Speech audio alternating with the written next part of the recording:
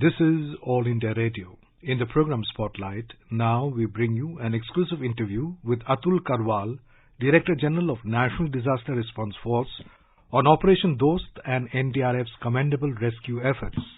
The interviewer is Omvesh Upadhyay, AIR correspondent.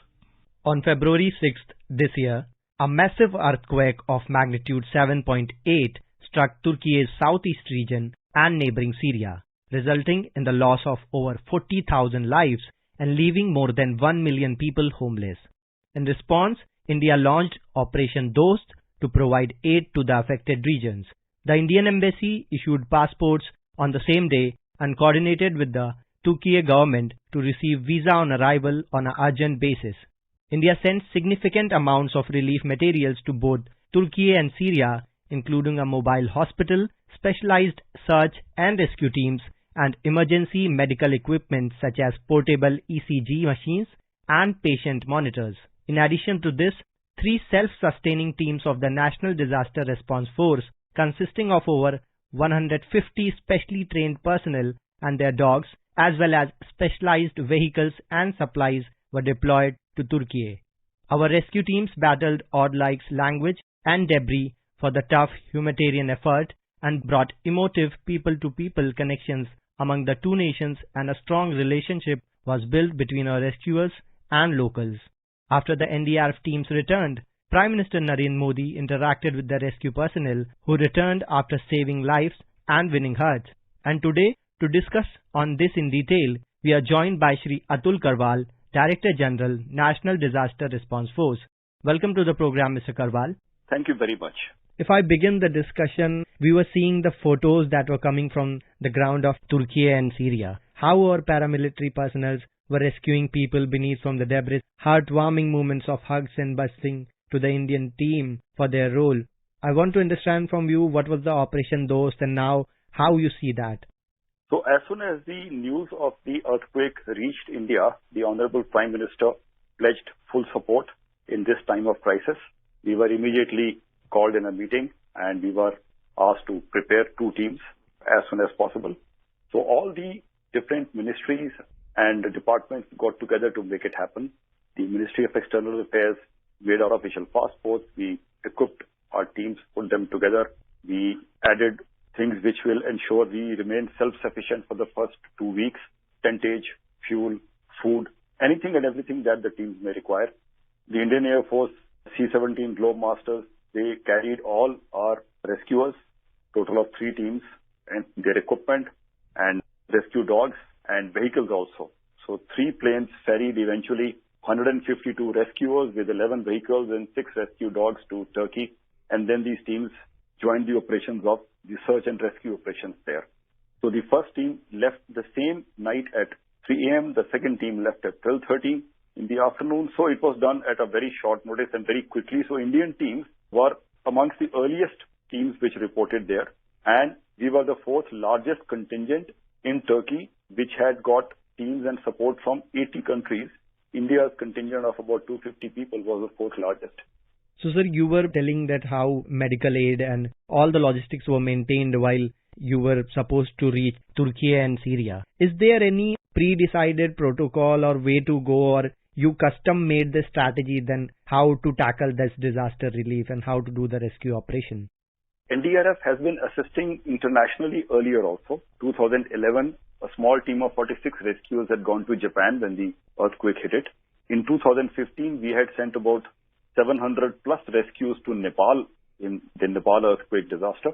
So there is a protocol and a checklist based on which the teams are prepared very quickly so that nothing is left out and we have everything that the team may need.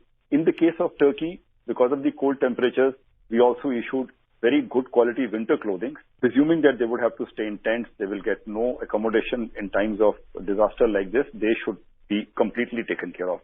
Also, the teams comprise, we sent a doctor with them, they were paramedics, they are technicians, they are engineers, they are logistic experts, they are chemical experts, so that anything and everything which can face us in this challenging situation, the team should be ready for that.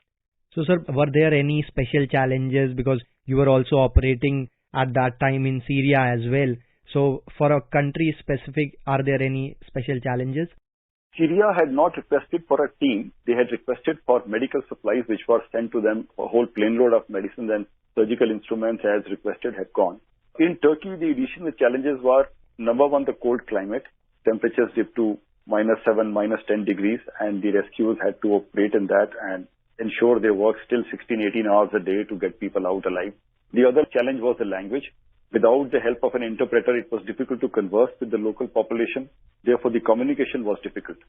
Here I want to take your views on another aspect, that is how undoubtedly India has strengthened its identity in the last few years as a country of self-sufficiency and also selflessly helping others, whether in pandemic, we've seen the vaccine MAT3 program, and now providing a quick response in the earthquake disaster of Türkiye and Syria. Our Prime Minister also reiterated at times where he said, Ayam nija paroveti ganna laghu chetasa udar charitanam tu vasudhaiv kutumbakam. अर्थात बड़े हृदय वाले लोग अपने पराये की गणना नहीं करते। उदार चरित्र वालों के लिए पूरी पृथ्वी ही अपना परिवार होती है, यानी वो जीव मात्र को अपना मानकर उनकी सेवा करते हैं। तुर्की हो या फिर सीरिया हो, पूरी टीम ने इन्हीं भारतीय संस्कारों का एक प्रकार से प्रगटीकरण किया है। हम पूरे विश्व को एक परिवार मानते हैं। ऐसे में परिवार के किसी भी सदस्य पर अगर कोई संकट आए तो भारत का धर्म है, भारत का कर्तव्य है उसकी मदद के लिए तेजी से आगे बढ़ना। देश कोई भी हो, अगर बात मानवता की है, मानवीय संवेदना की है, तो भारत मानव हित को ही सर्वोपरि रखता है। प्राकृतिक आपदा के समय इस बात का बहुत महत्व होता है कि सहायता कितनी तेजी से पहुंचाई गई। जैसे एक्सीडेंट के समय गोल्डन आवर कहते हैं, इनका भी एक गोल्डन टाइम होता है। सहायता करने वाली टीम कितनी तेजी से पहुंची। तुर्की में भूकंप के बाद आप सभी जितनी जल्दी वहां पहुंचे, इसने पूरे विश्व का ध्यान आपकी ओर खींचा है। Mr. Karwal, how do you see the new India playing the big brother role? Taking a cue from one of the oldest civilizations that we are, and we respect the values of humanity and support. And as recently mentioned by the Honorable Prime Minister, the driving philosophy is Vasudhaiva Kutumbakam. The whole world is one family. So India has taken this initiative of helping out countries, as you mentioned, whether in the pandemic or in any disaster situation, regardless of what relationship we might have with them otherwise. And we have sent relief material and such operations of humanitarian assistance and disaster relief to countries in Southeast Asia, South Asia, Eastern Africa, Southern Africa. So India's reach and capability has become much better. Many teams which came to Türkiye this time, they could not bring their vehicles, so they had to wait to get into operations, which could have meant loss of life because any delay might impair our capacity to get out people alive. But India had the capacity of even sending vehicles across to Turkey, 7-8 hour flight. So we can see how India is gaining prominence in its reach and in its capacity to provide assistance in any disaster, even an unprecedented one like the pandemic. And here I would like to also raise the aspect that despite the United States sanctions against Syria, India continued to provide emergency medical equipment and aid to Syria, as you also mentioned that they did not requested for a team but medical aids. So can we say that India underlined the importance of international cooperation and solidarity, especially in times of crisis, and emerged as a thought leader? What's your view on this? Very much so. So India has taken an independent position that in times of crisis, we will reach out to you regardless of what might have happened in the past, regardless of any quid pro quo, any return favors. If you are facing a difficult situation, India would reach out to you and help you out to the extent that we can, which was exemplified by this current very quick, very speedy and very scaled response, because of which the people of Turkey really appreciated. They gave a lot of respect and love to our rescuers, and which is why you saw some videos where when the Indian teams were exiting, people were crying and clapping, giving us a very, very emotional send-off. And even I remember External Affairs Minister Shri Jaishankar's view on this, that he said and amplified the voice that you don't need to be on any side to prove that what India is today. I also want to understand from you that how technologically sufficient our NDRF teams are, because in the rescue operations of Türkiye and Syria, NDRF used deep radars that pick up feeble sounds like the heartbeat or sound of a person, so they can detect if there's anyone under the debris. And in addition, the teams on the ground have quickly deployed antenna and satellite phones for communication as well. So, Mr. Karwal, how much of these tech support help in rescue, and how versed our NDRF is? The equipping and training of NDRF is of world standard. So the equipment that we carried was top of the line, and we are very well equipped, and we had this huge support of the Indian Air Force. That one plane carries 70 tons of cargo, one C-17 Globemaster. So there was no dearth of space or any shortage of any carrying capacity, so we carried all that we had. We also have a very good complement of rescue dogs, because the technical equipment, the technical search, which has life detectors, as you mentioned, that is supplemented by a rescue dog, which confirms the finding of the technical equipment and then makes you more sure that there is a live victim here. So one of the live victims that we rescued, a 6-year-old girl, Beren, she was detected by our rescue dog, Julie, when Julie was checking out the rubble of a huge building, and reconfirmed by the other rescue dog, Romeo, which is when the team decided to dig in there, and we could finally get out this 6-year-old girl out alive. Also, I would say that this exposure has made us learn many things. We met a lot of international teams there. We got to see how they are equipped, how are they operating, so that whatever we can learn from anybody else, we remain open to that so that we can continually improve.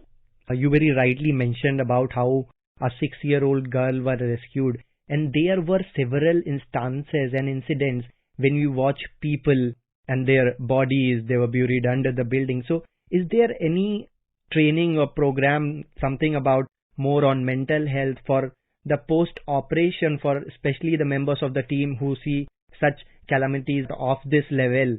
I want to understand from you, is there anything, something like that? Very interesting question. We have a system in place, though in the light of the Türkiye disaster, we are looking at how we can improve this facility for our male and female rescuers. They have seen devastation at a very large scale in this exposure to the international operations. And we are looking at doing better in counseling and stress relief for our rescuers. As of now, there are 9 doctors in every battalion, and they can also be counted upon to provide counseling facilities. We've also done a recent study on how stressful do the rescuers feel after going through such an exposure to operations of cyclone, floods, where death toll is there. And there seems to be some remnant of stress in our rescuers over a period of weeks. So we are determined to take better care so that they get over this as quickly as possible, and they emerge not just as good as they were earlier. They should come back stronger from such exposures, because the good part is that we could not avoid this calamity, but the rescuers are in a position where they were providing help and relief and actually doing something very, very positive. So that should give us more strength. And with your insightful inputs, we would like to conclude the conversation. Thank you so much, Mr. Karwal, for joining us today on All India Radio. Thank you very much, Mr. Upadhyay. You were listening to an exclusive interview with Atul Karwal, Director General of National Disaster Response Force, on Operation Dost and NDRF's commendable rescue efforts. The interviewer was Omvesh Upadhyay, AIR correspondent. This program was produced and presented by the News Services Division of All India Radio. You can listen to it on our mobile app, News on AIR. This program is also available on our YouTube channel, News on AIR Official. You may email opinion about this program at airnsdtalks@gmail.com.